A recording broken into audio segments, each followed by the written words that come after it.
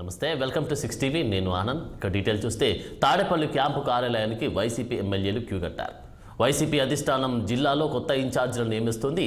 పలు నియోజకవర్గాల్లో సిట్టింగ్ ఎమ్మెల్యేల స్థానంలో కొత్తగా ఇన్ఛార్జీలను ప్రకటిస్తూ ఉండడంతో పలువురు ఎమ్మెల్యేలు హైకమాండ్పై తిరుగుబాటు చేస్తున్నారు.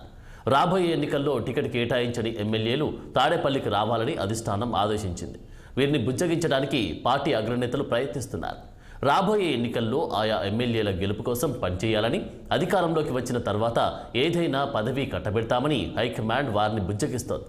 వీరి ధిక్కార స్వరం వినిపిస్తే పార్టీ నష్టపోయే ప్రమాదం ఉందని గ్రహించిన సీఎం జగన్ పార్టీ అగ్రనేతలను రంగంలోకి దింపి వారిని శాంతపరిచేందుకు ప్రయత్నిస్తున్నారు.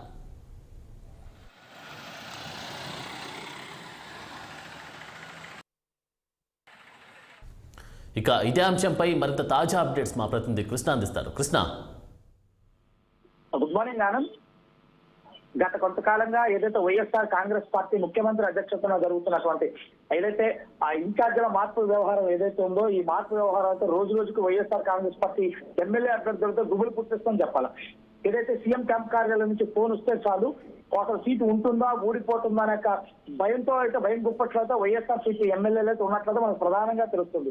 రోజు కూడా ఎమ్మెల్యేలు ఎవరైతే ఇప్పటి వరకు సీటు ప్రకటించడానికి ఎమ్మెల్యేలు ఎవరైతే ఉన్నారో ఇప్పటికే క్యూ కడుతున్నారు. వైఎస్ఆర్ ఏదైతే తాడేపల్లి క్యాంప్ ఆఫీస్ కి క్యూ కడుతున్నట్లు మనకు ప్రధానంగా తెలుస్తుంది. ఈ భాగంలో తీసుకున్నట్టయితే నిన్న తాడేపల్లి క్యాంప్ ఆఫీస్ కి అయితే ప్రముఖ ఎమ్మెల్యేలంతా కూడా ఒక క్యూ కట్టినట్లుగా మనకు తెలుస్తుంది. దీంట్లో ప్రధానంగా తీసుకుంటే MLA Narsapeta MLA Gopireddy Srinivasarao, Gurajala MLA Kasu Mahesh Reddy, Rajampet MLA Mera Mallikarjuna Reddy, Darsi MLA Maddisetti Venugopal, Namburu Talakodapati MLA Namburu Shankarrao, వీరంతా కూడా దీంతో పాటు మైలవరం ఎమ్మెల్యే వసంత కృష్ణ ప్రసాద్ కూడా వచ్చి ముఖ్యమంత్రితో చర్చించినట్లయితే మనకు ప్రధానంగా చూస్తా ఉన్నాం. దీంతో పాటు మంత్రి గుమ్మనూరు జయరాం గారు వచ్చి ముఖ్యమంత్రిని కలిసినట్టు కూడా మనకైతే సమాచారం వస్తుంది. ఇది ప్రధానంగా తీసుకుంటే ఇప్పటికే ఏదైతే ఎమ్మెల్యేల మార్పు, కొత్త ఇన్ఛార్జీలకు బాధ్యతల ముఖ్యమంత్రి చేపట్టడం నేపథ్యంలో తీసుకుంటే ఎక్కడ పార్టీ నుంచి అభ్యర్థులు చేదాటిపోతారా, పార్టీకి రాబోయే ఎన్నికల్లో ఇబ్బందికర పరిస్థితులు ఎదురవుతాయనుకుని గ్రహించినటువంటి అధిష్టానం అయితే ఇప్పటికే ఇటు సజ్జల రామకృష్ణారెడ్డిని కానీ ఇటు విజయసాయిరెడ్డిని కానీ రంగంలో దించింది. వీరు బుద్ధగించడం పార్టీలో అభ్యర్థుల్ని పార్టీ రేపు మళ్ళీ అధికారంలోకి వచ్చిన తర్వాత ఏదైనా మంచి పదవులు మీకు కేటాయిస్తామని చెప్పేసి వారికి బుద్ధగింపులు చేయడం కూడా చేస్తున్నారు. దీంతో పాటు ముఖ్యమంత్రి జగన్మోహన్ రెడ్డి కూడా వారిని పిలిచి బుద్ధగించే ప్రయత్నం అయితే చేస్తారన్నారు. కానీ కొంతమంది అయితే ఈ బుద్ధగింపుల నేపథ్యంలో అయితే ఇప్పుడు మైలవరం ఎమ్మెల్యే కానీ ఇటు దర్శి ఎమ్మెల్యే కానీ వీరిద్దరూ అయితే మేము పార్టీకి పోటీ చేయడం, పార్టీకి ఎన్నికలకు దూరంగా ఉంటామని కూడా ప్రకటించేశారు. వీరిని కూడా బుద్ధగించే ప్రయత్నాల్లో అయితే ప్రభుత్వం అయితే నిమగ్నం అయితే కనిపిస్తుంది. ఏదేమైనప్పటికీ వైఎస్ఆర్ కాంగ్రెస్ పార్టీ అయితే ముఖ్యమంత్రి తీసుకున్న నిర్ణయాలు అయితే అక్కడ రాబోయే ఎన్నికల్లో తీవ్ర ప్రతిఘటన ఎదురైతే ఎమ్మెల్యేల నుంచి అంటే ఏదైతే ఇప్పుడు సీట్లు నిరాకరించిన ఎమ్మెల్యేల నుంచి అంటే ప్రధానంగా అయితే రాజకీయ వర్గాలతో చర్చ అయితే నడుస్తుంది. ఇప్పటికే కొంతమంది ఎమ్మెల్యేలు అంటే నెల్లూరు జిల్లాలో చూసుకుంటే 3 ఎమ్మెల్యేలు ఇప్పటికే పార్టీకి రాజీనామా చేశారు.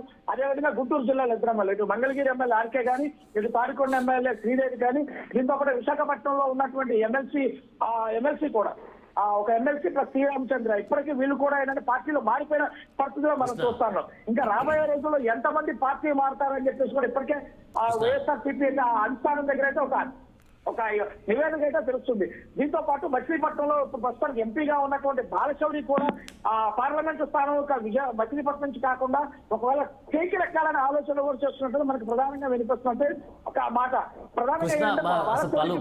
పలు నియోజకవర్గాల్లో సిట్టింగ్ ఎమ్మెల్యే స్థానంలో కొత్తగా ఇన్ఛార్జీలను ప్రకటిస్తే ఆ ఎమ్మెల్యేలకు సంబంధించి అయితే అంటే వైసీపీకి సంబంధించి తిరుగుబాటు చేసేటువంటి ఈ యోచనలో మరి ఎవరికైతే సీటు రాలేదో మరి వారు తిరుగుబాటు చేసేటువంటి సిచ్యువేషన్ అయితే కనిపిస్తూ ఉంది. మరి దీనికి సంబంధించి ఆ సీటు రానటువంటి వాళ్ళు ఏ విధంగా స్పందించే అవకాశం కనిపిస్తుంది?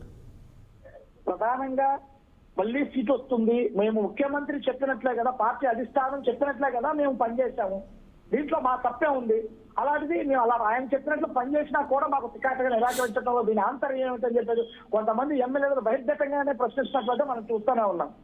ఈ ఏదైతే ఎమ్మెల్యేలు ఎవరైతే ఉన్నారో అంటే సీటు రాని ఏదైతే ఎమ్మెల్యే అభ్యర్థులు ఉన్నారో వారందరినీ కూడా బుద్ధగించే ప్రయత్నాలు అయితే మొదటి నుంచి కూడా అక్కడ స్థానికంగా ఉన్నటువంటి నియోజకవర్గ ఇన్ఛార్జ్ కోఆర్డినేటర్లు, రీజనల్ కోఆర్డినేటర్లు కానీ, ఇటు సజ్జలు కానీ, ఇటు విజయసాయి రెడ్డి కానీ, ఇటు వైవి సుబ్బారెడ్డి కానీ, ఆఖరికి ధనంజయ రెడ్డి సీఎంఓలో ఉన్నటువంటి ధనంజయ రెడ్డి కూడా స్పష్టంగా అయితే చెప్తున్నారు.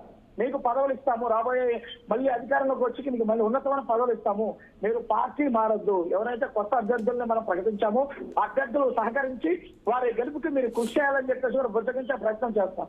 కానీ ఎమ్మెల్యే అభ్యర్థులు రసీదు రాని వల్ల అయితే ఒకంత అసహనం వ్యక్తం చేస్తూ ఇటు టీడీపీతోనూ ఇటు జనసేనతో కూడా కొంతమంది టచ్ లోకి వెళ్ళారు. అదేవిధంగా ఏదైతే చర్మలతో వెళ్ళాలనుకునే ప్రయత్నాలు అయితే జరుగుతున్నాయి. Thank you Krishna.